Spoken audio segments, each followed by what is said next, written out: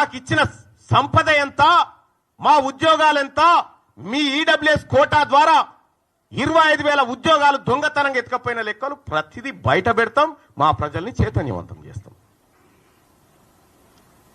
వాళ్ళ తీన్మార్ మలన సస్పెండ్ ఈ మేమందరం కష్టపడి సాధించినటువంటి కాంగ్రెస్ పార్టీ ప్రభుత్వాన్ని కూర్చోబెట్టి దాంట్లో కుర్చీలో కూర్చొని రేపు పొద్దుగాల కాంగ్రెస్ పార్టీని ఖతం చేస్తేనే నీకు ఇంకోటి అంటే కూడా ఆ పని కూడా చేసిపోతారు మీరు. కానీ ఆ పార్టీ బతకాలని కోరుకుంటున్నాం మేము ఈ ప్రజాస్వామ్య దేశంలో. కాబట్టి సోదరులారా, మేము అన్నిటికీ కూడా రిప్లై చేయడానికి సిద్ధంగా ఉన్నాం.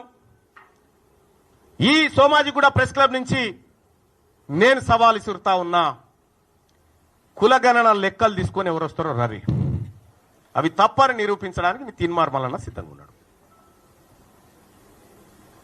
Thank you.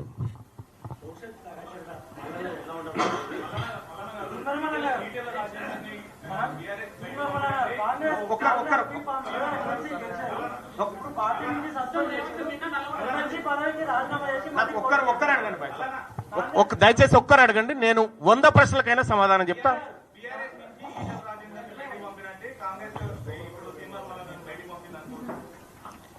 ఈటల రాజేందర్ గారు పోయి ఎన్నికల్లో కంటెస్ట్ చేసి భారతీయ జనతా పార్టీలో చేరి ఆయన రాజకీయం చేస్తూ ఉన్నాడు. నేను ఏదో పార్టీలో చేరడానికి చూస్తలేను కదా, నేను బీసీ మూవ్మెంట్ నడపడానికి చూస్తూ ఉన్నాం.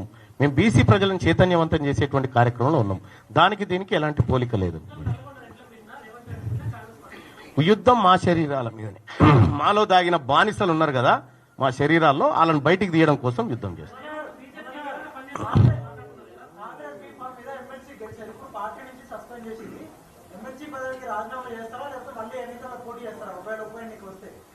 ఉప ఎన్నిక ఎందుకు వస్తుంది? వాళ్ళు సస్పెండ్ చేసుకుంటే నేనేం చేయాలి భాయ్ సాబ్? నేను రాజీనామా చేయలే కదా.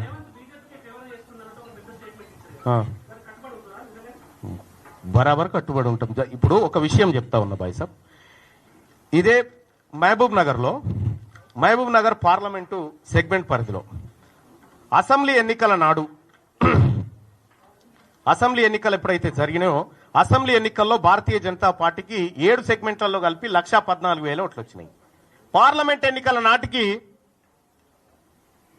6,05,800 ఓట్లు వచ్చినాయి.